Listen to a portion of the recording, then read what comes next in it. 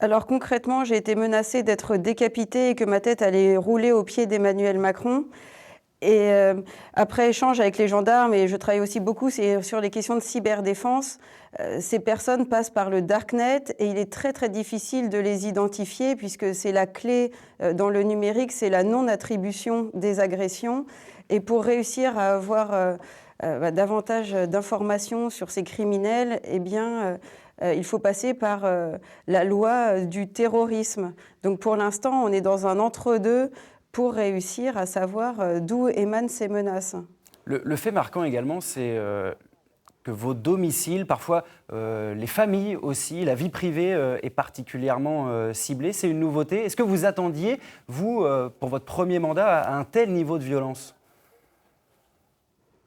En effet, je ne m'attendais pas à un tel niveau de violence et je suis quelqu'un qui préfère prévenir que guérir. Et dès qu'il y a eu les premiers débordements au tout début des Gilets jaunes, eh bien, j'ai fait installer la vidéosurveillance à mon domicile parce que, étant souvent absente, étant mère de jeunes enfants, eh bien, je refuse d'avoir une mauvaise nouvelle en rentrant de Paris à mon domicile. Donc, nous ne sommes pas obligés d'être des victimes passives et tout ce que j'ai pu mettre en œuvre, je l'ai mis en œuvre, la vidéosurveillance, la gendarmerie qui a inscrit mon domicile dans son chemin de ronde, eh bien, quel que soit l'acte dont on est victime, eh bien, on peut compter sur nos forces de l'ordre. Il y a des moyens d'action et tout ce que j'ai pu mettre en œuvre, je le mets en œuvre.